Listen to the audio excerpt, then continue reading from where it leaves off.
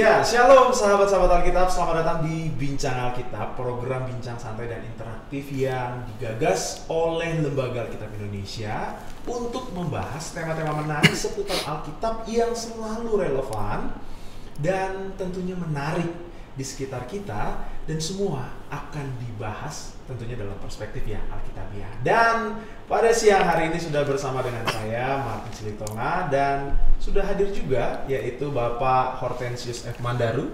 Beliau adalah pembina penerjemahan di Lembaga Alkitab Indonesia. Dan selama kurang lebih 30 menit ke depan kita akan berbincang santai dan interaktif untuk membahas topik atau tema kita pada siang hari ini. Namun sebelumnya, kita akan saksikan tayangan video berikut ini. Memra adalah aplikasi Alkitab yang akan membantu kamu, komunitas, dan gereja-gereja dalam kegiatan pelayanan sehari-hari. Terjemahan langsung dari sumbernya. Tersedia juga fitur-fitur yang akan membantu kamu dalam mendalami Alkitab dan bisa dilakukan bersama teman-temanmu. Bacaan renungan untuk menemani keseharianmu. Cari topik dan mulai agenda bacamu untuk memperdalam pengetahuan Alkitab. Gabung dengan komunitasmu dan belajar Alkitab bersama. Aktivitas yang bisa kamu dapatkan dalam komunitas yaitu: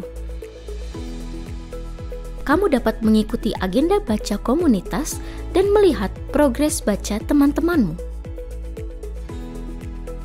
Kamu dapat meminta doa dan mendoakan sesama anggota komunitas. Juga kamu dapat melihat broadcast dan berbagi informasi melalui chat komunitas. Kamu dapat melihat riwayat, catatan, highlight, agenda baca, dan komunitas yang kamu ikuti. Dan masih banyak fitur lainnya.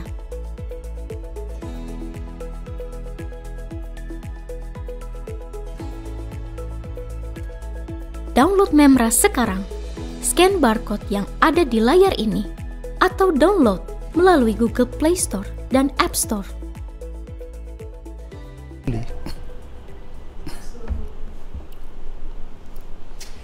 Ya, sahabat-sahabat Alkitab, kita pada hari ini sudah menyiapkan satu tema yang menarik, tentunya yang berkaitan dengan waktu yang cukup dekat dengan kita pada saat ini, yaitu Kamis Putih. Ya, tema kita pada hari ini Kamis Putih. Mengapa bukan Kamis Suci? Mengapa disebut Kamis Putih padahal dalam dunia berbahasa Inggris disebut Maundy Thursday, ya, atau Holy Thursday. Meskipun tidak semua gereja merayakan Kamis Putih, namun apa yang dikenang dalam hari raya ini kiranya disepakati semua, yaitu perjamuan Tuhan dan perintah untuk saling melayani dan mengasihi. Apa kata Alkitab tentang perjamuan Tuhan tersebut? Apa hubungannya dengan perjamuan Paskah? Mengapa ada perbedaan Injil-Injil berkaitan dengan hari-hari terakhir hidup Yesus? Dan tentu untuk membahas ini, kita akan ngobrol-ngobrol lebih jauh, berbincang-bincang dengan Bapak Hortensius F. Mandaru atau Bapak Tensi. Pak Tensi, selamat siang. Selamat siang, Saudara Martin. Selamat bertemu lagi ya. Selamat bertemu lagi, Pak. Kita semua putih-putih hari ini. Putih-putih. Tentu sesuai dengan tema kita pada siang hari ini dong, Pak. Berarti kalau dilihat dari raut wajahnya, kabarnya sukacita ya, Pak? Sukacita, betul ya. Iya. Baik, Pak. Kita kan ngomongin soal Kamis Putih nih, Pak. Kira-kira kalau dalam Kamis Putih ini kan sebenarnya kental atau mungkin biasa kita kenal mungkin di kalangan Protestan gitu ya. Walaupun sebenarnya kadang di kalangan Protestan ya kita mengakui tentang Kamis Putih, tetapi mungkin ada beberapa gereja barangkali tidak secara sakral gitu ya melaksanakan perayaan Kamis Putih itu. Dan menurut Pak Tensi sendiri gitu, kalau kita berbicara tadi kan Kamis Putih, apakah mengapa tidak Kamis Suci gitu? Apakah memang dua istilah ini sesuatu hal yang berbeda atau ada sejarah panjang di belakang gitu ya? Baik Martin, memang tentang nama ini bervariasi ya. Tentu Kamis Putih itu terjemahan bahasa Indonesia atau kebiasaan dalam gereja Katolik ya di Indonesia ya. Dan itu mungkin atau biasanya dikaitkan dengan apa yang dibuat oleh Yesus sendiri ya dalam Injil, dalam Alkitab kita lihat pada saat perjamuan terakhir dia mencuci, membasuh kaki para muridnya. Lalu dalam dialog dengan Petrus kan Petrus mengatakan, jangan hanya kaki saya aja, tangan juga, kepala saya. Lalu Yesus mengatakan, kamu sudah bersih meskipun tidak semua. Nah ini kata bersih ini sering dibuat atau dalam bahasa Inggris menjadi Sheer Thursday ya. Jadi Kamis murni, Kamis suci, sepertinya itu yang sekarang dipakai dalam bahasa Indonesia. Kamis putih ya, berkaitan dengan suci, berkaitan dengan membasuh kaki, mencuci kaki para murid yang dilakukan oleh Yesus pada malam perjamuan Tuhan itu. Jadi itu kalau saya lihat ya, karena dalam dunia berbahasa Inggris kita tahu semua yang paling sering itu Maundy Thursday atau Holy Thursday. Itu hampir semua dipakai ya, meskipun ada yang mengatakan di Irlandia, Kanada, Amerika Serikat biasanya lebih umum Holy Thursday ya. Juga gereja Katolik berbahasa Inggris umumnya memakai Holy Thursday, sedangkan gereja-gereja Anglikan juga Episkopal ya di Amerika Serikat itu lebih banyak pakai Maundy Thursday ya. Tentu itu juga bahasa Inggris tua ya. Maundy itu dari mandatum ya, bahasa Latin, karena di Vulgata itu ada bunyi kalimat Yesus di Yohanes 13 ya. Aku memberitakan perintah baru kepada kamu, yaitu supaya kamu saling mengasihi, sama seperti aku telah mengasihi kamu, demikian pula kamu harus saling mengasihi. Ya, perintah itu dalam bahasa Inggris, dalam bahasa Latin itu mandatum. Nah, itu dari situ muncul Maundy Thursday ya. Jadi Kamis untuk mengingat perintah kasih itu.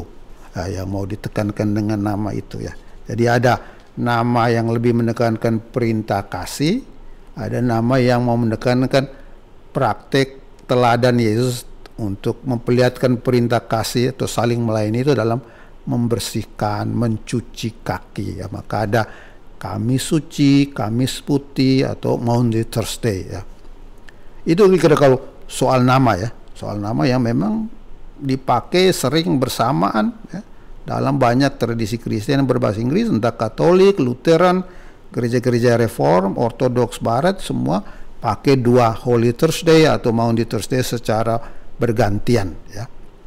Saya kira itu, jadi nama memang cukup bervariasi, ritual liturgi juga bervariasi ya. Ada gereja atau banyak gereja yang melakukannya ya, Kamis petang atau Kamis malam menjelang Jumat Agung, itu banyak yang meskipun ada yang tidak. Tapi yang tadi dikatakan di awal ya, apa yang mau dikenang, diingat dalam peristiwa itu umumnya sama ya. Kita mengenang perjamuan Tuhan dan juga apa yang dia lakukan dalam perjamuan itu dan apa yang dia perintahkan dalam perjamuan itu. Itu yang mungkin yang perlu kita dalami bersama hari ini atau bagaimana? Jadi kalau kita berbicara soal istilah baik itu mungkin Kamis putih atau Kamis suci atau ya Holy Thursday atau Maundy Thursday, itu sebenarnya bukan persoalannya, bukan di situ begitu ya, bukan soal di penggunaan istilah ya, tetapi lebih kepada pemaknaan itu sendiri ya. Iya betul. Jadi karena nama-nama itu bervariasi tapi semuanya dikaitkan dengan sesuatu yang terjadi di malam perjamuan itu ya toh. Entah perintah kasih Maundy ya, atau apa yang Yesus lakukan ya, membersihkan kaki, mencuci kaki ya. Kalau begitu apa yang menjadi peristiwa penting sehingga Kamis Putih ini harus menjadi bagian dari hari gerejawi yang dirayakan, artinya dilakukan sebagai bentuk bagian yang penting di dalam hidup bergereja gitu. Apa yang paling penting dari perjamuan Tuhan? Iya, saya kira itu. Jadi yang mau kita kenangkan atau ada yang lebih tekankan, hadirkan ya dalam perayaan itu adalah perjamuan Tuhan sendiri ya, dan itu memang dalam perjanjian baru ya, itu dikatakan dengan jelas sekali bahwa sebelum Yesus wafat dia merayakan perjamuan dengan murid-muridnya ya. Tentu biasanya ada soal ya, dalam para komentator lihat ada perbedaan antara Injil-Injil sinoptik dan Injil Yohanes, tapi bahwa Yesus merayakan perjamuan bersama muridnya menjelang wafatnya itu semua Injil katakan itu. Markus, Matius dan Lukas, Yohanes katakan, dan juga Paulus ya. Paulus di 1 Korintus ngomong yang sama.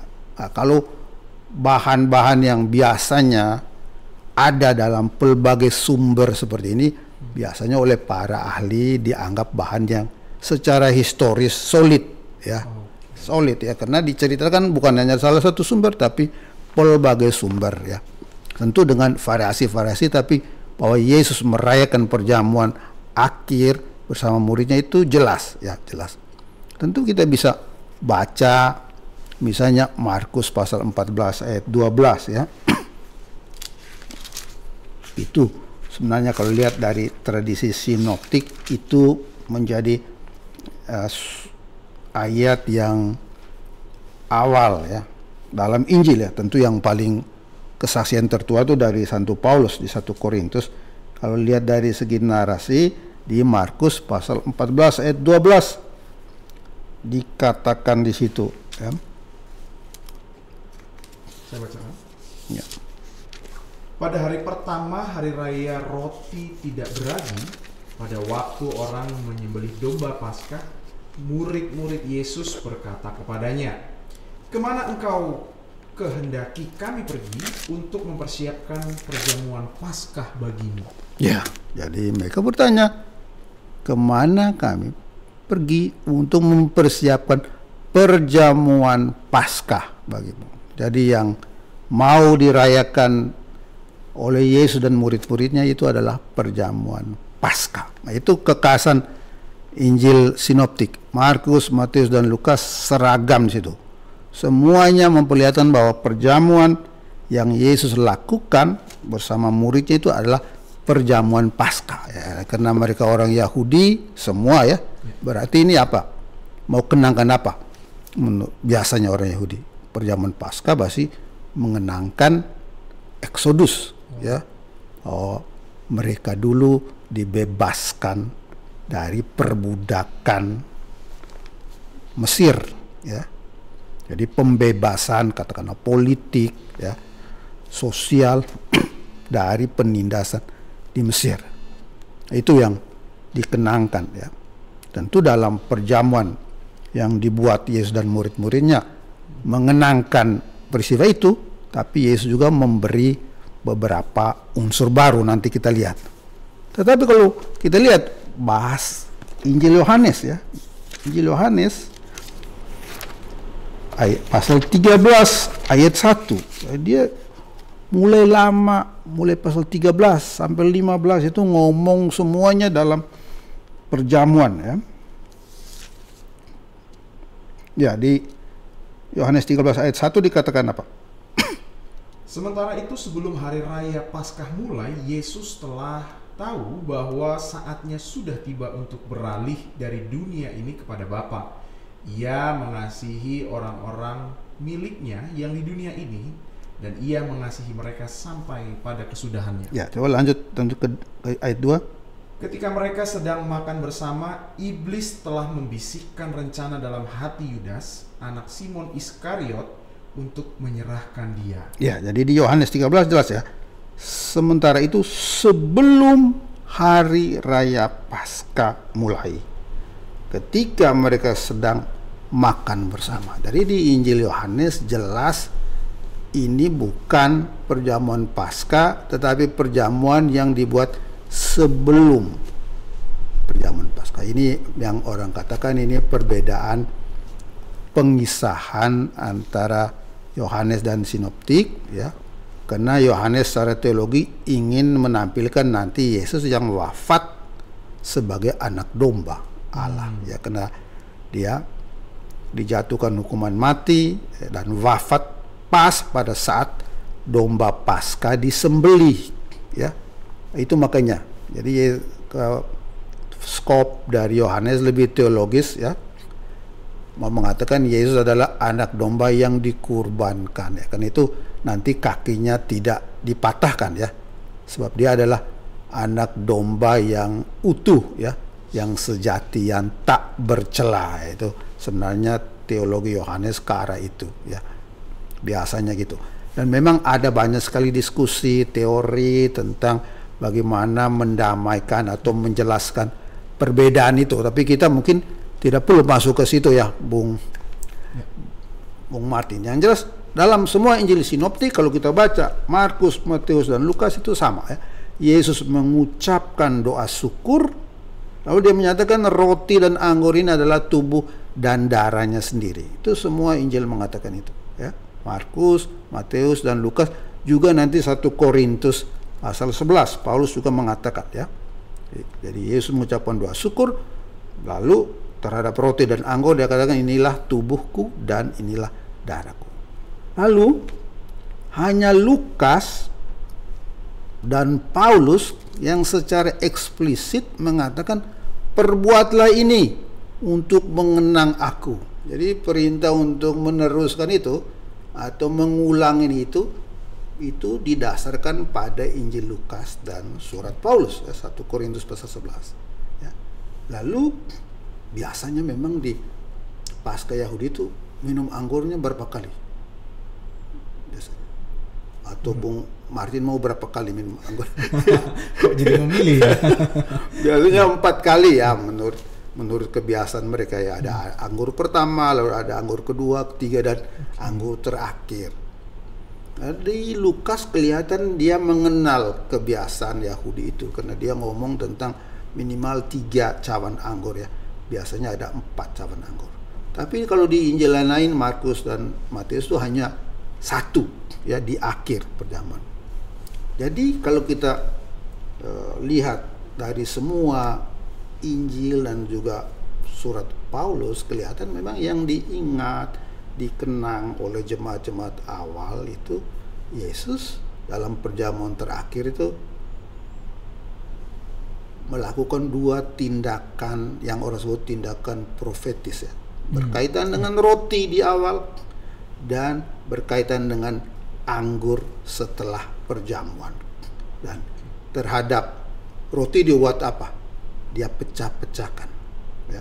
Kalau dia bilang inilah roti, lalu dia sambil pecah-pecahkan, biasanya dia kata inilah tubuhku, sebenarnya dia membayangkan inilah aku yang sebentar lagi, ya, diriku, ya, menderita, ya, dibunuh, ya.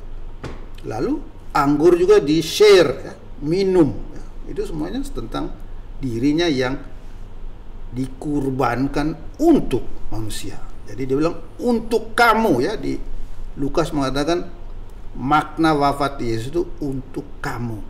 Jadi sebenarnya ini dia sedang mengartikan, memberi makna terhadap apa yang akan segera dia alami, ya. Besok saya akan wafat, tapi kamu harus tahu bahwa wafat itu bagaikan sekarang saya pecahkan roti, bagaikan sekarang kita share minuman, ya. Makna wafat itu adalah untuk manusia, ya. Bahwa seluruh diri Yesus, seluruh pelayanannya selama ini adalah memberi diri kepada manusia. Ya, itu yang dia sebenarnya mau perlihatkan dengan tindakan simbolis, ya. Pemberian diri Yesus sejak awal pelayanannya sampai akhir, dan secara total itu terjadi di salib, ya, lewat wafatnya, dan itulah yang dia perlihatkan dalam perjamuan, ya. Maka itu Paulus sudah lihat itu kaitan makan bersama dengan wafat Yesus itu waktu dia di 1 Korintus pasal 11 ayat 26. Dia mengatakan begini, setiap kali kamu makan roti ini dan minum cawan ini, kamu memberitakan kematian Tuhan sampai ia datang. Jadi antara makan roti dan minum cawan itu sudah dikaitkan sejak awal dengan kematian atau wafat Tuhan. Tapi itu praktik Yesus, ya, katakanlah di akhir hidupnya. Tentu Yesus sering nggak dia adakan perjamuan sebelum dia wafat. Menurut Martin bagaimana? Dalam Injil-Injil itu sering nggak makan bersama? Perjamuan. Iya, dia adakan perjamuan tuh. Yes. Beri makan 4.000 orang, 5.000 orang. Diundang makan oleh siapa aja dia mau. Oleh Levi dia masuk. Oleh siapa lagi? Yang pendek, yang naik pohon, siapa namanya itu? Zakheus. Zakheus, dia makan di rumahnya. Bahkan kepala orang Farisi, Simon, ya, di Lukas pasal berapa? 7. Jadi dia siapa aja yang undang. Dia tidak tolak. Ya. Jadi Yesus, terutama dalam Injil Lukas ya, kita pernah bahas itu, senang sekali ikuti perjamuan, makan bersama, atau diadakan perjamuan bersama. Ya, tentu ada simbolisme kuat ya. Dan dia sampai akhir, sebelum wafat dia masih menggunakan simbol yang sama, makan, perjamuan. Nanti setelah bangkit juga dia sering sekali memperkenalkan diri waktu makan bersama, kan, dalam cerita-cerita penampakan. Nah, kalau kita lihat apakah kebiasaan Yesus itu dilanjutkan oleh jemaat perdana, ya jelas ya di Kisah Para Rasul pasal 2 ayat 42 sampai 46 itu Martin. Pasal 2 ini kebiasaan jemaat awal ini. Pasal 2 ayat 42 dikatakan mereka bertekun dalam pengajaran rasul-rasul, dalam persekutuan, dalam memecahkan roti dan berdoa. Ya itu yang jemaat perdana ya, yang tekun terus menerus. Mereka bertekun untuk apa? Mendalami, mendengar pengajaran rasul-rasul. Lalu persekutuan ya, koinonia di situ. Lalu dalam memecahkan roti dan berdoa. Ini dia, memecahkan roti. Klasis tu artu ya, memecahkan roti. Seperti Yesus memecahkan roti di perjamuan. Seperti Yesus dalam pelayanannya ya, sering sekali membagi-bagi roti. Ya. Lalu di 1 Korintus ayat 46 juga, ayat 46 di Kisah Rasul-Rasul. Kisah Rasul 2 ayat 46. Ya. Dengan bertekun dan sehati mereka berkumpul tiap-tiap hari dalam bait Allah. Mereka memecahkan roti di rumah masing-masing secara bergiliran dan makan bersama-sama dengan gembira dan tulus hati. Ya, ini dia. Memecahkan roti di rumah masing-masing secara bergiliran ya. Jadi makan jemaat perdana dan makan bersama-sama dengan gembira dan tulus hati. Mereka sering ya makan bersama. Jadi meneruskan kebiasaan sang guru ya, yang suka ya makan bersama ya, menciptakan. Nanti kita lihat ya maknanya apa. Dan juga di jemaat Korintus ya, minimal Paulus ya dari tahun 50-an sudah mengatakan itu. 1 Korintus pasal 10 ayat 16 ya. Pasal 10 ayat 16. Ini teks yang terkenal tentu ya. Pasal 10 ayat 16. Bukankah cawan pengucapan syukur yang atasnya kita ucapkan syukur adalah persekutuan dengan darah Kristus? Ya. Bukankah roti yang kita pecah-pecahkan adalah persekutuan dengan tubuh Kristus? Ya, jadi dia ngomong tentang apa yang dibuat oleh Yesus dan disuruh ya.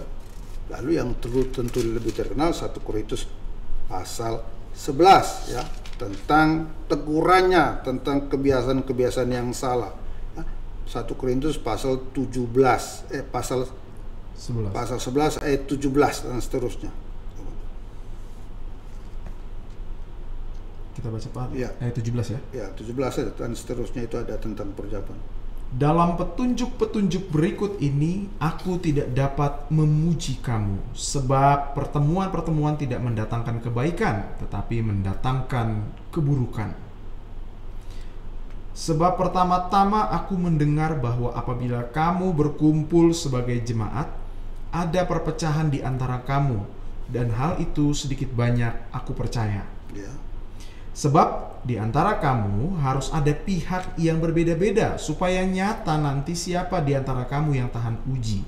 Apabila kamu berkumpul bukan untuk makan perjamuan Tuhan.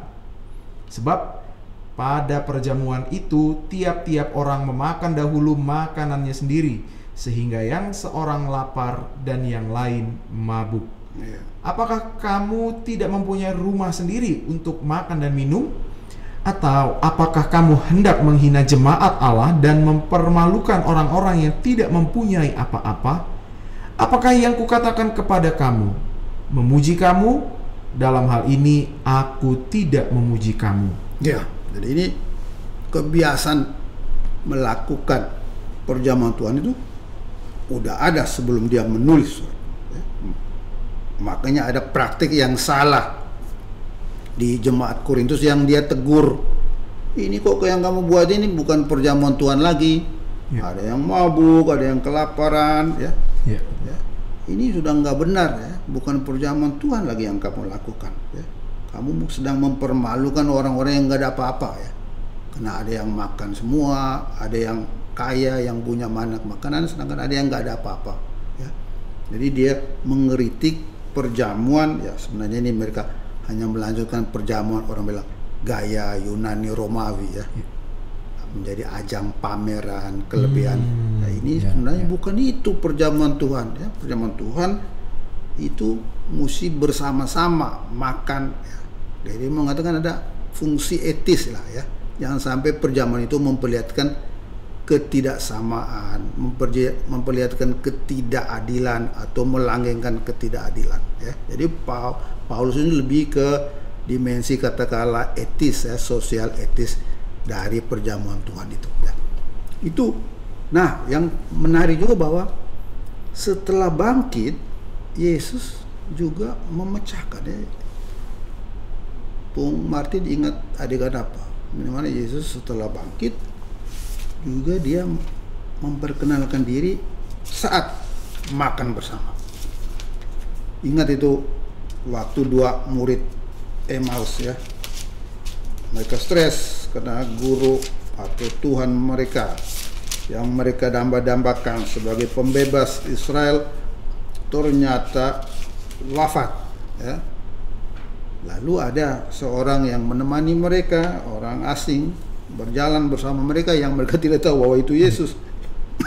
Mereka ajak masuk rumah karena hari sudah gelap. Lalu apa yang terjadi di Lukas pasal 24 ayat 35 dikatakan apa? Lukas pasal 24 ayat 35. Lalu ayat 30 Oh, ayat 30 dulu. Waktu ia duduk makan dengan mereka, ia mengambil roti, mengucap syukur, lalu memecah-mecahkannya dan memberikannya kepada mereka. Ya, terus 31. Ketika itu terbukalah mata mereka dan mereka pun mengenal dia, tetapi ia lenyap dari tengah-tengah mereka. Jadi dia dikenal waktu dia mengambil roti, ya, mengucap syukur, memecah-mecahkan dan jadi waktu makan bersama itulah mereka mengenal Yesus. Oh, ternyata yang tadi jalan bersama kita menjelaskan Alkitab itu ternyata Yesus. Tapi waktu mereka berjalan bersama dia tidak kenal. Waktu dia jelaskan Alkitab juga mereka belum mengenalnya. Meskipun mereka sudah berkobar-kobar, ya. Mereka mengenal bahwa itu Yesus waktu Yesus yang bangkit makan bersama. Jadi ini orang bilang perjamuan Tuhan itu tidak hanya dikaitkan dengan wafatnya, historis, ya, tetapi juga dikaitkan dengan kebangkitannya, ya. Orang bilang segi aktual, ya. Jadi selain segi masa silam, segi historis, tapi juga segi masa kini, segi aktual. Jemaat merayakan persatuan kebersamaan dengan Tuhan yang hidup, yang bangkit, yang kini hadir di tengah jemaat dan memberi kehidupan. Nah, itu kalau kita lihat, ya, semacam apa yang bisa kita pelajari dari Alkitab. Tentu pesannya banyak ini kalau soal makan minum bersama. Menurut Martin, simbol makan bersama itu apa, ya? Kalau kita ajak orang makan bersama sebenarnya kita. Kalau saya berpikir itu membangun kebersamaan, membangun relasi yang lebih dekat biasanya. Ya, jadi itu. Jadi selain memang para murid menjelang Yesus wafat itu sebenarnya sudah kurang solid ya. Yudas sudah menyeberang katakanlah ya, atau ingin menyeberang, lalu mereka juga tidak sungguh mengerti mengapa Yesus ke Yerusalem. Waktu Yesus mengatakan ya saya akan wafat, dan mereka semua menolak. Petrus mengatakan kenapa? Jadi tidak mengerti tujuan Yesus ke Yerusalem. Jadi dari segi tertentu mereka tidak terlalu solid. Maka perlu ini perjamuan terakhir untuk membina lagi soliditas itu ya. Jadi makan ya seperti saudara Martin tadi mengatakan, tanda persaudaraan semakin solid, tanda persatuan juga. Biasanya kalau makan bersama kita lupakan batas-batas ya, perbedaan ya. Seperti waktu Yesus lakukan perjamuan ya, dia makan dengan siapa aja, yang dicap pendosa, pemungut cukai dan lain sebagainya, dia makan bersama dengan mereka ya. Jadi jamuan itu menghilangkan batas-batas. Juga suasana apa? Waktu makan suasana sukacita atau suasana duka? Sukacita, apalagi kalau ada anggur ya. Ada sukacita, merayakan kehidupan. Itulah. Maka perjamuan Tuhan berarti kita sebenarnya setengah merayakan kehidupan yang kita terima dari Tuhan. Sebenarnya makan dan minum itu sama ya, kalau kita lihat ya. Makan adalah benda yang dari luar masuk ke dalam. Jadi sesuatu yang dari luar kita menjadi sumber hidup kita. Jadi hidup itu berasal dari luar. Ini cocok.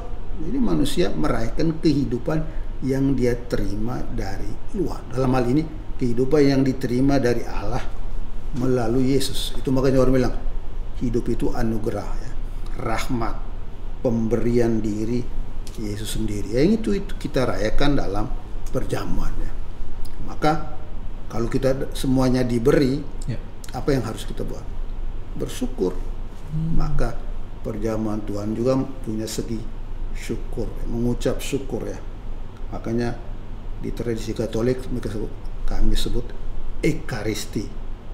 Jadi perjamuan Tuhan itu biasa sebut Ekaristi. Dulu misa ya, sekarang lebih Ekaristi. Mau tekan kan syukur, kita hanya bisa mensyukuri kehidupan yang Allah berikan kepada kita melalui Yesus dalam perjamuan itu ya. Karena menerima sesuatu dari Allah hanya bisa disyukuri. Lalu misalnya Kamis Putih itu mengenangkan perjamuan Tuhan, biasanya yang dikenangkan itu maknanya ya. Pemberian diri Kristus lewat salib demi kita, itu yang kita kenangkan ya, atau kita hadirkan ya.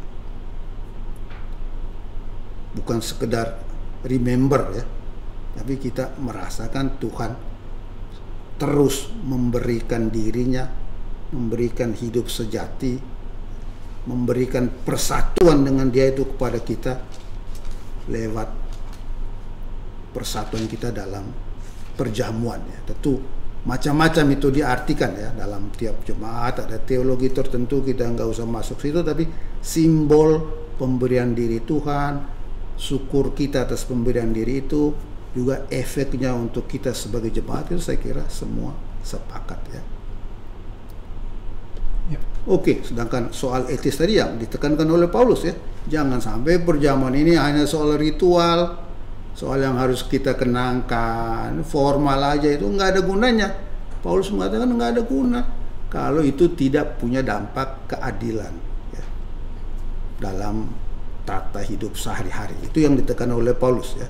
Jadi perayaan perjamuan Tuhan selalu juga ajakan untuk berubah, bertobat ya, supaya juga menata kehidupan bersama, baik dalam jemaat maupun dalam kehidupan bermasyarakat ya. Orang sebut kalau ada meja perjamuan Ekaristi, harus ada juga meja bersama secara ekonomi. Jangan sampai di perjamuan-perjamuan itu kelihatan kita bersaudara, sederajat, tapi di luar itu udah lain-lain ya. Jadi nggak ada efek untuk hidup sosial etis. Itu saya kira tekanan yang digarisbawahi oleh Paulus dalam 1 Korintus. Itu beberapa segi yang menurut saya baik kita ingat ya tiap kali kita merayakan perjamuan ya, dan itu tentu dilandasi oleh apa yang dikatakan oleh versi Yohanes ya. Yohanes menekankan upacara pembasuhan kaki. Yesus membasuh kaki para murid, artinya semua harus berlomba-lomba untuk saling melayani, dan karena itu di akhir katakanlah perjamuan itu Yesus memberikan satu perintah, ya, perintah kasih, yaitu segi yang lebih kuat dalam Injil Yohanes, ya. Perjamuan itu bukannya soal makan dan minum, tapi terutama pesannya apa? Seperti Yesus harus melayani, saling melayani karena kasih. Maka itulah satu-satunya perintah kasih, ya, meskipun aneh itu katanya perintah kasih, ya. Kasih kan nggak boleh diperintah. Betul. Ya. Mengatakan ini harus sungguh-sungguh dilakukan, ya, komitmen, ya, komitmen kita untuk terus menghadirkan kasih Tuhan. Nah, itu yang saya lihat beberapa hal yang patut kita kenang bersama di hari raya Kamis Putih. Apapun caranya kita merayakan liturgi Kamis Putih itu. Baik, Pak Tensi, sebenarnya saya ada 1-2 pertanyaan yang ingin saya tanyakan berdasarkan apa yang Pak Tensi sudah sampaikan, tapi kayaknya kita perlu jeda dulu, Pak. Oke. Baik, sahabat-sahabat Alkitab, kita akan lanjutkan bincang-bincang kita untuk topik kita pada siang hari ini. Jadi tetap pastikan untuk sahabat-sahabat Alkitab untuk tetap mengikuti tayangan berikut ini.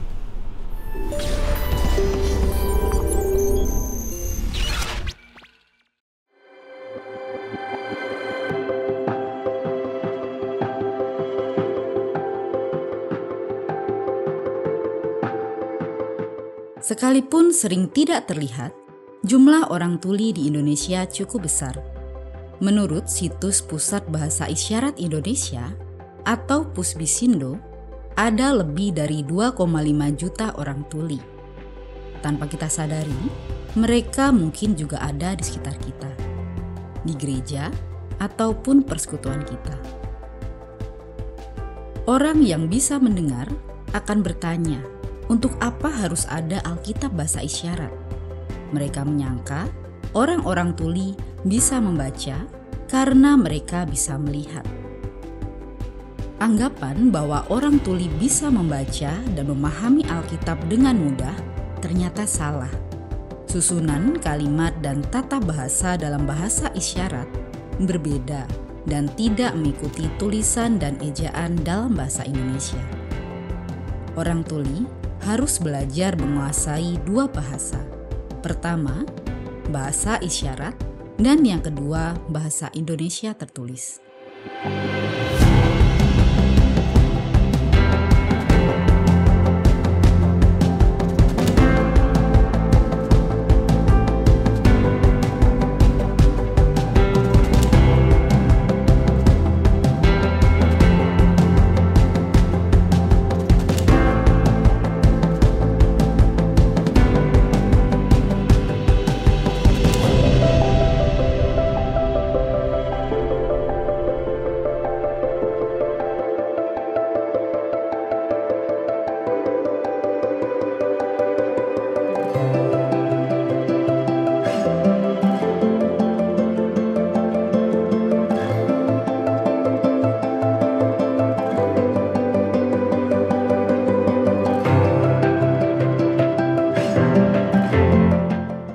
Alkitab dalam bahasa isyarat sudah lama dinanti.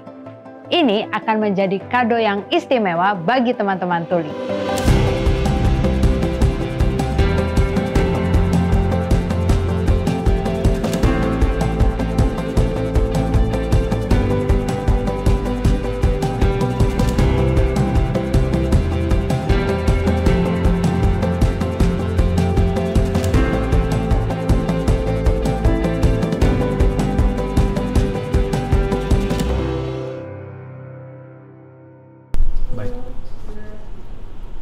Jawab, Pak.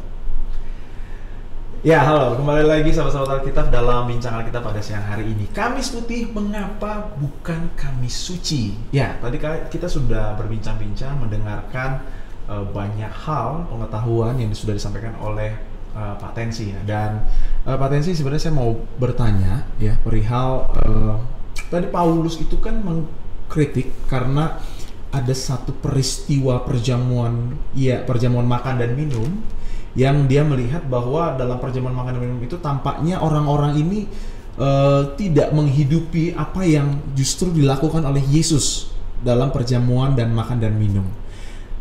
Kalau tadi kita sedikit mengulas ke belakang, bahwa dalam Alkitab juga disampaikan tubuh dan darah Kristus itu kan disimbolkan dengan roti atau anggur. Pertanyaannya saya hari ini adalah, kalau misalnya saya tidak makan roti dan tidak menggunakan roti atau tidak menggunakan anggur gitu, apakah itu sebenarnya dalam kaidah teologisnya itu masih sah atau tidak begitu ya? Karena mungkin saya berangkat dari mungkin ada beberapa gereja yang memang pemaknaan imannya atau mungkin konfesi gerejanya ya itu menjadikan perjamuan kudus itu betul-betul seperti anggur itu seperti darah Kristus yang diimani. Jadi tidak hanya sekedar simbol, tapi itu kita mengimani bahwa anggur itu sebagai darah Kristus, dan roti yang kita makan itu betul-betul adalah tubuh Kristus yang menyatu dengan kita.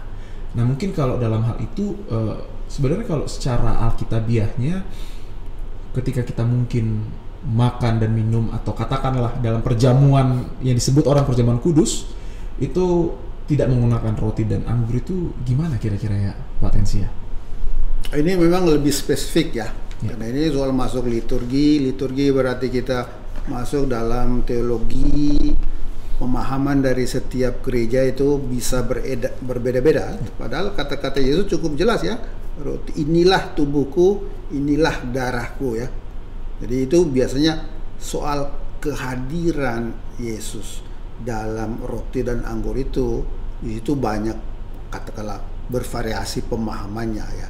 Kehadiran nyata real itu harus dipahami seperti apa. Saya kira itu kuncinya. Biasanya ada perbedaan soal pemahaman. Tapi bahwa kita mengenang apa yang Yesus buat dahulu, tetapi itu sesuatu yang tetap aktual sekarang, nah itu semua yakin itu. Jadi ini bukan ada kita mengenang apa yang Yesus buat dulu, kita percaya bahwa Tuhan, makanya tadi Paulus mengatakan Tuhan ya, ku terima dari Tuhan ini. Pada malam dia menjelang wafat, dia tidak katakan Yesus, tapi dia sudah sebut Tuhan di situ. Jadi, seperti itu tadi, Yesus setelah bangkit, dia juga hadir berjamu dengan dua murid ke Emmaus. Jadi di sini sudah Tuhan yang bangkit ya, yang saya sebut tadi segi aktual. Jadi ini bukan saja mengenang peristiwa masa lampau, tapi kita sebagai jemaat juga ingin ya bahwa Tuhan yang memberi hidupnya untuk manusia itu sekarang secara nyata juga kita alami terus ya. Tentu dalam iman ya kita merasakan itu ya, bahwa Tuhan terus menerus menawarkan, memberikan kehidupan kepada kita yang berkumpul pada saat ini, pada hari ini mengenang perjamuannya. Nah, yang Paulus katakan jangan sampai ini hanya berhenti katakanlah di level ritual atau bahkan ritual itu sendiri menjadi tidak adil. Nah, itu ya, kamu ini kok mengadakan perjamuan tapi seperti perjamuan orang Yunani Romawi. Itu biasa di konteks Paulus jelas ya, orang Yunani Romawi punya perjamuan itu selalu dalam rangka pameran honor ya. Kekayaannya, kemuliaan. Biasanya yang melakukan perjamuan itu patron ya, orang-orang besar, orang-orang terhormat. Penataan tamunya juga, posisi duduk itu memperlihatkan ya dia punya tingkatan ya status terhormat dalam masyarakat. Jadi jelas sekali perjamuan itu dalam budaya Yunani Romawi adalah display hierarki, tatanan sosial terstruktur yang memang tidak adil. Karena mereka tempat pameran kehormatan, tempat pameran status, tempat pameran. Tapi Yesus dalam Injil enggak. Dia membuat makanan untuk semua, pergi makan dengan semua orang, dan juga dia mengatakan kalau mau kamu diundang jangan duduk di depan. Tapi prioritaslah duduk di belakang. Jadi dia membalikan apa yang menjadi prioritas orang-orang sejamannya. Itu cita-cita yang mau diteruskan dalam jemaat ya. Perjamuan itu harus menjadi simbol kesetaraan. Simbol itu kan makanya Yesus membasuh kaki itu. Biasanya hamba yang membasuh Tuhan. Dia buat terbalik. Dia mengatakan struktur yang ada ini jangan lagi kamu ikut. Biasanya orang tamu yang datang membasuh kakinya sendiri, tapi dia membasuh. Sebenarnya jemaat-jemaat awal itu kan ada jemaat-jemaat non-Yahudi, jemaat Yunani. Bagaimana caranya antara jemaat ini saling melayani? Ya kalau jemaat Yunani datang kunjung ke Yerusalem, mereka diterima. Ini sebenarnya juga tanda ekumenisme awal ya. Bagaimana saling menerima antara jemaat-jemaat dari etnis yang berbeda-beda. Itu persoalan besar dalam jemaat awal. Menerima jemaat yang sama-sama Kristen, tapi etnis berbeda. Itu disimbolkan dengan kita menerima mereka dengan mencuci kaki mereka. Hospitalitas ya, keramah-tamahan sosial. Nah, itu yang Paulus tidak lihat lagi dalam perjamuan orang Korintus. Dia bilang, ini kok kamu teruskan apa yang biasa dibuat oleh masyarakat sekitar. Bukan itu perjamuan Tuhan ya. Tuhan tidak menginginkan perjamuan yang justru memperlihatkan perbedaan. Jadi kalau perjamuan Tuhan dulu dan sekarang justru menekankan atau melanggengkan ketidakadilan, itu bukan lagi perjamuan Tuhan. Itu saya kira relevansi keras sekali ya dari Paulus ya. Ya, dan sampai justru yang kita harapkan sebagai tanda persatuan, persaudaraan, justru memperlihatkan ketidaksetaraan. Ya. Itu kan kontradiksi. Ya, itu sebenarnya. Jadi saya kira pesan yang kuat dari Paulus untuk sedikit mengimbangi tradisi sinoptik yang lain yang lebih menekankan ritual ya. Jangan sampai kesalahan kita hanya kesalahan formal ya, ritual, lupa kesalahan sosial dalam bahasa sekarang. Oke. Ya, mungkin yang biasa disebut kesombongan iman begitu ya. Merasa paling beriman padahal belum tentu sebenarnya ya. Ya. Jadi kalau saya tidak salah menangkap, nah ini supaya menegaskan kembali, berarti berbicara soal anggur atau roti atau media yang dipakai untuk melakukan perjamuan itu bukan soal bentuknya berarti Pak Tensi ya. Lebih kepada bagaimana kita memaknai, atau terlebih-lebih lagi tadi yang seperti mungkin kritikan Paulus bahwa dalam perjamuan tersebut justru harus menunjukkan kesetaraan, kebersamaan, persatuan, dan terlebih-lebih mungkin mengedepankan apa yang tadi disebut dengan mandatum. Ya betul ya. Perintah ya. Ya perintah gitu ya untuk mengasihi. Berarti bisa air putih, bisa atau air yang lain begitu bisa berarti Pak ya. Gini, tadi makanya saya hindari itu karena itu kan sudah spesifik masuk ke tata liturgi ya. Ini kan kalau dalam liturgi kan ada aturan-aturan yang khas komunitas. Kalau kami di Katolik itu nggak mungkin kami ganti dengan roti biasa ya. Selalu ada roti hosti yang kami sebut ya dengan anggur. Itu pun bukan anggur biasa. Ya, anggur yang dikhususkan untuk itu. Untuk perjamuan. Saya kira di gereja-gereja lain juga begitu ya. Jadi juga kalau roti biasa kan bahaya ya. Kalau ada banyak yang datang. Tapi memang ini ada aturannya. Ya. Jadi apa kalau satunya tidak ada, biasanya itu yang dibagi atau dicelupkan. Jadi ada. Tapi bentuk materialnya harus itu. Itu kan untuk tata aturan ibadat ada aturan masing-masing. Makanya tadi saya nggak masuk ke situ ya. Kita lebih ke pesan-pesan universal tentang persaudaraan, tentang makan bersama dan lain sebagainya. Ya karena mungkin pertanyaan saya tadi itu mengingat ada beberapa gereja yang kan kita tahu di wilayah-wilayah yang sangat terdalam ya, pelosok sekali, sehingga mungkin bukan bicara soal akses firman Tuhan tapi lebih kepada mungkin media yang mereka ada saat itu kan saya rasa tidak semua pelosok daerah bisa mengakses roti begitu ya. Barangkali mungkin adanya hanya nasi gitu kan atau ya padi atau roti sagu begitu kan. Nah, berarti kan ya balik lagi secara alkitabiah. Makanya saya bilang tadi ya berarti penekanannya adalah kepada mengingat akan perjamuan Tuhan itu sendiri begitu.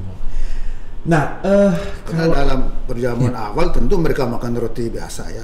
Tentu kalau itu perjamuan Paskah berarti roti tak beragi. Tapi dalam perjamuan tahun kekristenan awal ya, menurut catatan penulis awal itu mereka justru makan roti biasa. Roti biasa. Ya. Baru di abad-abad ke-8, 9 baru dimulai roti tak beragi. Ya, lama-lama baru yang lebih kecil, simple macam sekarang hostia.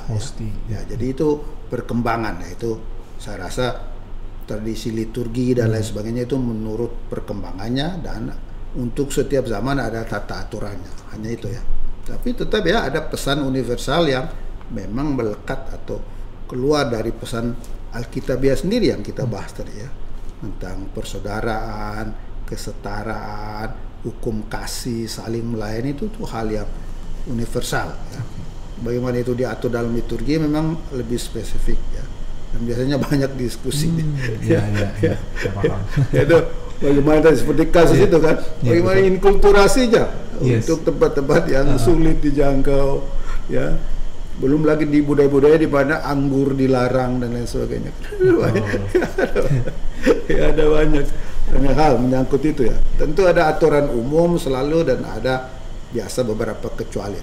Kami sebut itu pertimbangan pastoral khusus, itu ada kecualian.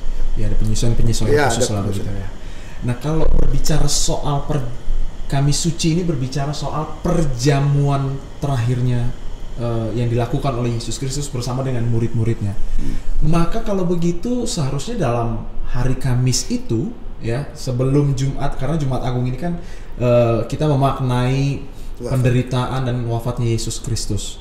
Berarti kita melakukan perjamuan kudus itu seharusnya hari Kamis dong? Ya, jadi itu sebenarnya yang mau dikenang ya, minimal dalam gereja Katolik itu saat katakanlah perjamuan Tuhan yang kami sebut Ekaristi itu pertama mulai di dalam tanda petik ya, diinstitusi, diresmikan oleh Yesus, itu kita ingat, peringatkan, kenangkan pada Kamis Putih itu. Makanya di gereja Katolik pagi harinya itu ada semacam kami sebut Ekaristi atau misa perminyakan ya, untuk para imam mengenang atau mengenang tabisan mereka ya, karena Ekaristi dikaitkan dengan pelayan Ekaristi yaitu para imam. Dalam gereja Katolik itu pagi itu ada misa khusus untuk para imam Katolik. Ya. Ya. Tapi kan kalau kita melihat gereja sekarang, mereka tidak melakukannya di hari Kamis, ya Pak. Bahkan mungkin ada gereja yang melakukan perjamuan kudus di hari Jumat. Ya. Ada juga beberapa gereja yang melakukan di hari Minggu. Kira-kira kalau sahabat-sahabat Alkitab, gerejanya melakukan perjamuan kudusnya itu di hari Jumat atau hari Minggu, langsung silakan komen aja ya. Ya, itu maksudnya perbedaan itu apakah memang itu kembali kepada gereja tersebut menafsir atau menafsir sejarah Alkitab itu sendiri, atau gimana kalau pandangan dari Pak Tensi sendiri? Apa yang membuat gereja bisa berbeda, atau kenapa ada gereja yang tidak melaksanakan di hari Kamisnya gitu? Ya, kalau tradisi gereja Katolik, perjamuan Tuhan itu tiap minggu dah, tiap hari ada. Gitu. Tapi yang dikenangkan di hari Kamis Putih ini justru saat awal Yesus memulai, katakanlah ya, menginisiasi, meresmikan perjamuan itu. Itu yang sebenarnya kekasan dari Kamis. Lalu untuk Kamis, Jumat, Sabtu itu biasanya diikuti sebenarnya yang mau dikenang itu saat-saat hari-hari terakhir Yesus di dunia ini ya. Jadi benar-benar liturgi itu mengikuti hari-hari terakhir Yesus itu, kalau bisa hari per hari, sesuai dengan apa yang dikatakan dalam Perjanjian Baru ya. Sebelum Jumat dia meninggalkan, dia merayakan perjamuan. Berarti itu Kamis malam. Lalu Jumat dia wafat ya. Terus nanti Minggu pagi kita rayakan kebangkitannya. Jadi sedapat mungkin mengikuti kronologi pengalaman hari-hari terakhir Yesus. Itu sebenarnya kekasan dari yang kami sebut Tri Hari Suci itu ya. Tri Hari Suci itu.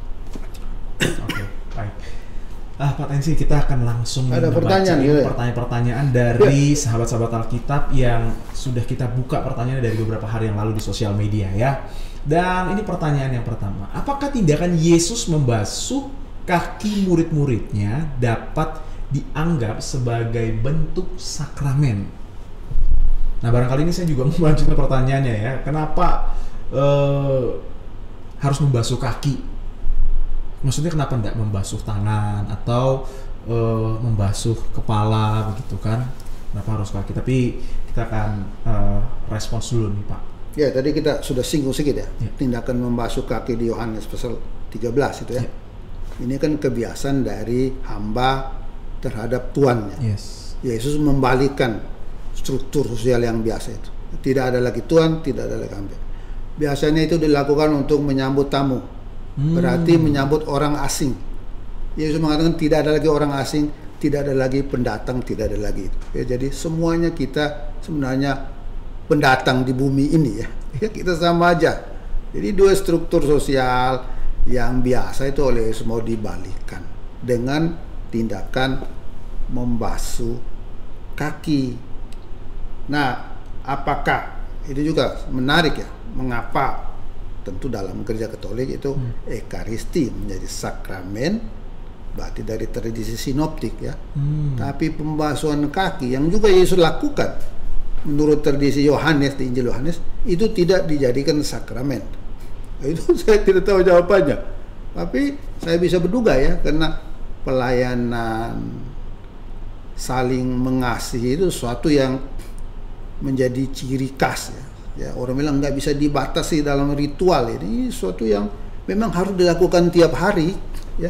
Biarkan kasih, katakanlah biarkan saling melayani itu menjadi suatu yang habitusnya orang-orang pengikut Yesus sehari-hari yang harus dijalankan ya.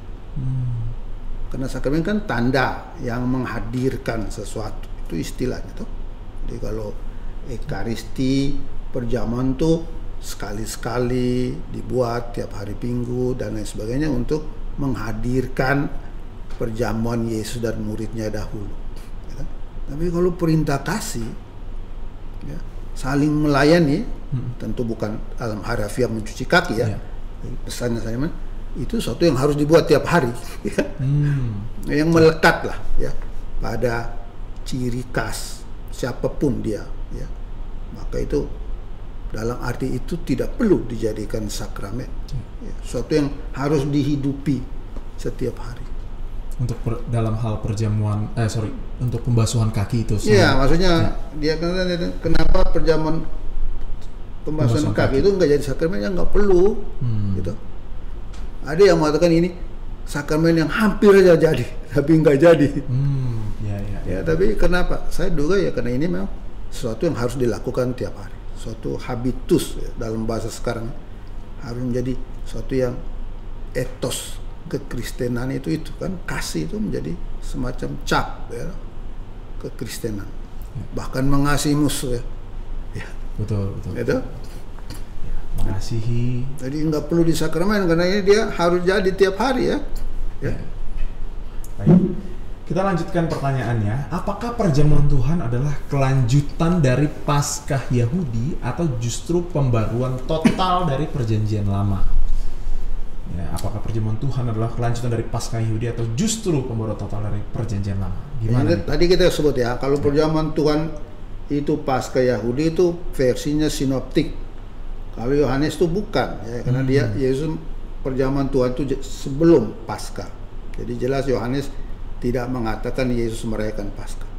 Hanya sinoptik Markus, Matius, dan Lukas yang kelihatan Yesus merayakan Paskah bersama para muridnya. Pasti kalau mau dijawab ya kelanjutannya pasti mereka makan roti tak beragi, sayur pahit ya, minum anggur 4 kali ya seperti yang kelihatan dalam narasi Lukas. Tapi ada unsur baru di situ ya, jangan lupa Yesus mengatakan ini tuh tubuh,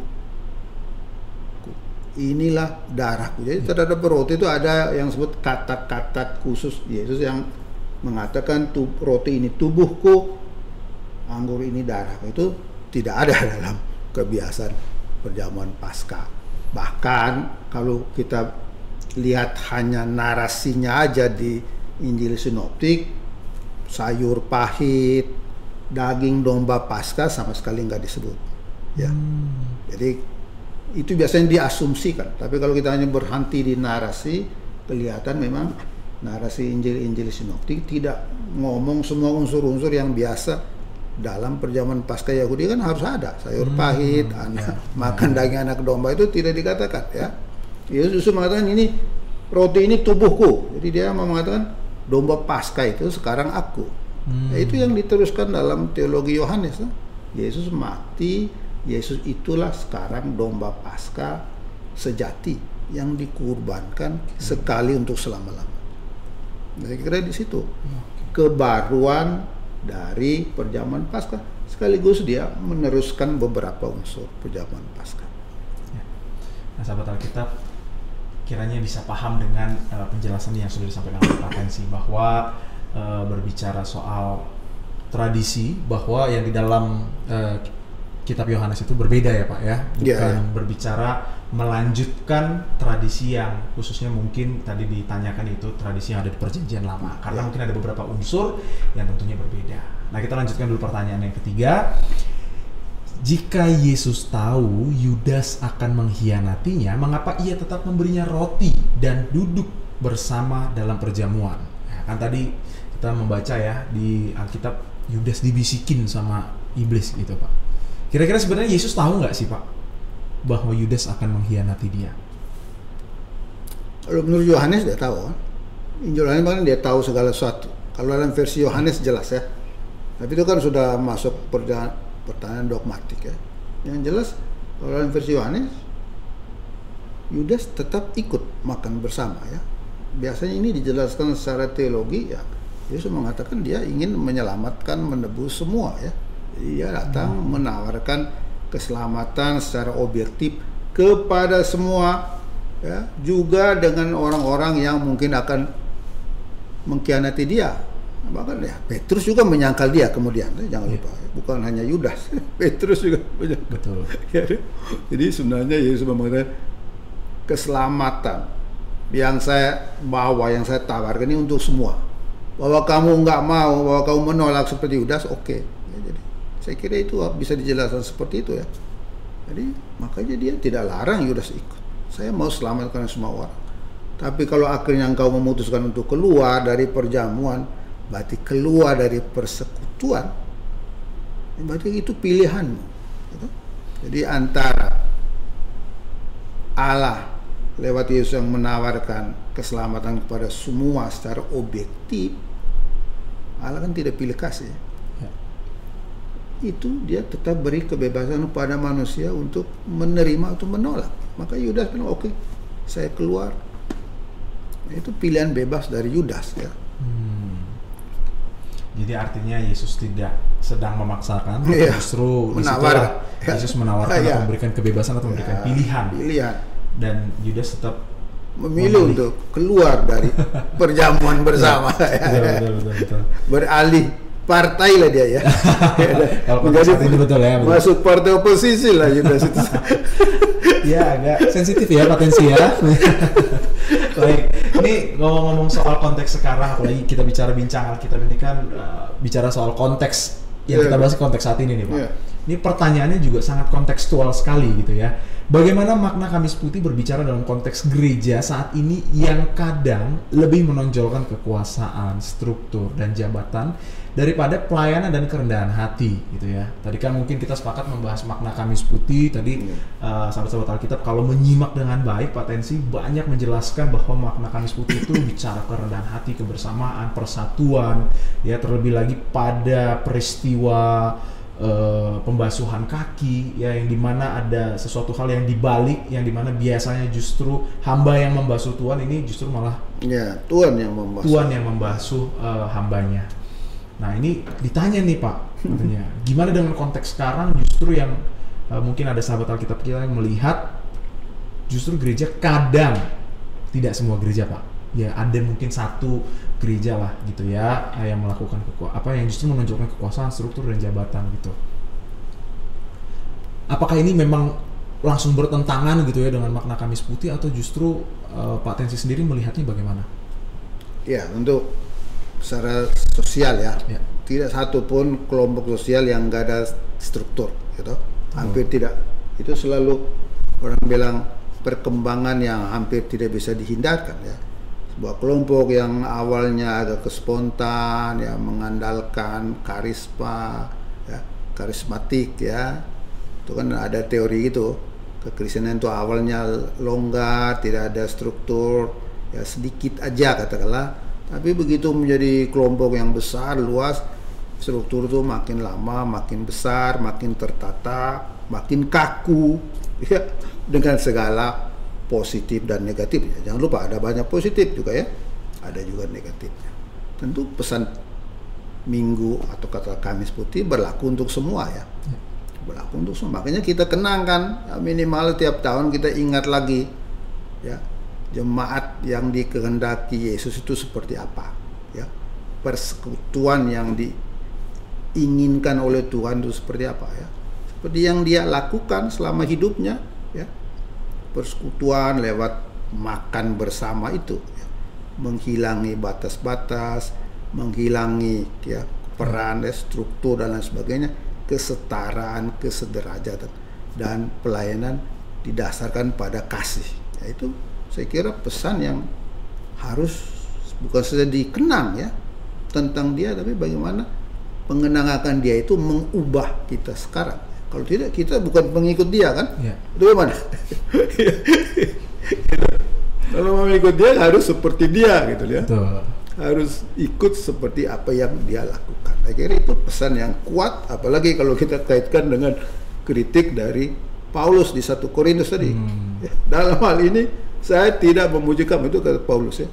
Ya, kamu tidak lagi mengadakan perjamuan Tuhan. Jangan sampai Paulus mengatakan hal yang sama. Yang kamu lakukan itu bukan perjamuan Tuhan. Ya, ini suara itu begitu kita baca, kita harus mendengar ini sebagai kritikan ya. Ya, suara yang harus kita dengar setiap tahun. Ya. Itu yang saya lihat, kalau lihat sekaligus semacam closing statement ya. Ya, ya. Pesan Kamis Putih ini kan jelas ya. Ya, mengapa dia pakai perjamuan itu loh. Jangan lupa kesetaraan, kesederajatan, saling melayani dan kasih itu. Perintah ini ya, bukan pilihan. Inilah perintah ya. Kita harus mengasihi. Ya. Enggak bisa seandainya boleh kamu mengasihi, enggak kan? Yesus mengatakan kamu harus mengasihi. Gitu. Berarti dalam hal ini Yesus tidak memberikan kebebasan. Nggak ada. Kalau perintah makanya itu ya, aneh sekali ya. Perintah kasih itu aneh sebenarnya. Ya. Tapi memang inilah perintah. Betul.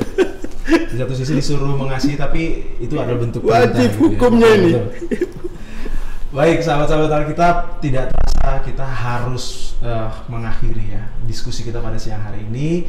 Kami sangat bersyukur dan bersuka cita kalau sahabat-sahabat Alkitab masih terus setia mengikuti bincang kita Alkitab kita pada siang hari ini. Dan bagi sahabat-sahabat Alkitab yang ingin terus mendukung pelayanan Lembaga Alkitab Indonesia, kami mengundang sahabat-sahabat Alkitab untuk bisa mengkris kode yang ada di layar kaca kita. Ya, kita langsung saja berdonasi untuk mendukung setiap karya pelayanan dari Lembaga Alkitab Indonesia. Dan jangan lupa gunakan kode unik 67 pada akhir nominal. Ya, kami tunggu ya dukungan dari sahabat-sahabat Alkitab. Dan Pak Tensi, sebagai pemateri kita, narasumber kita pada siang hari ini, kami sangat berterima kasih untuk diskusi yang luar biasa ini ya. Dan mungkin boleh Pak, sebagai penutup kira-kira 1-2 kalimat apa yang ingin Bapak tegaskan dalam diskusi kita pada siang hari ini, dan khususnya mungkin dalam momen Kamis Putih dan menjelang kematian Yesus di kayu salib. Ya baik, Bu Martin, sebenarnya tadi sudah sedikit disinggung ya. Kalau Kamis Putih dikenakan dengan perjamuan Tuhan, kita lihat apa pesan utama dari setiap perjamuan ya. Perjamuan artinya kita mengenang Tuhan yang memberi dirinya untuk kita, untuk manusia ya. Terhadap pemberian diri Tuhan itu yang sampai wafatnya, kita hanya bisa bersyukur ya. Kita bisa merayakan kehidupan yang Tuhan berikan itu. Sekaligus kita diingatkan untuk juga memberi hidup kita untuk sesama kita, untuk saling melayani dan terutama saling mengasihi seperti perintah Tuhan sendiri. Saya kira itu pesan abadi dari perayaan Kamis Putih ini. Baik. Terima kasih Pak Tensi untuk kebersamaan kita pada siang hari ini. Sampai bertemu di perbincangan-perbincangan dengan topik yang lainnya. Baik, sahabat-sahabat Alkitab, terima kasih juga untuk setia menyaksikan sampai akhir bincang kita pada siang hari ini. Dan sahabat-sahabat Alkitab, LAI adalah kita. Mari bersama mendukung agar kabar baik ini dapat terus diwartakan. Dukung terus channel YouTube Lembaga Alkitab Indonesia dengan cara subscribe, like, dan share sebanyak-banyaknya. Dan sampai jumpa pada bincang Alkitab berikutnya. Salam Alkitab untuk semua. Tuhan Yesus memberkati.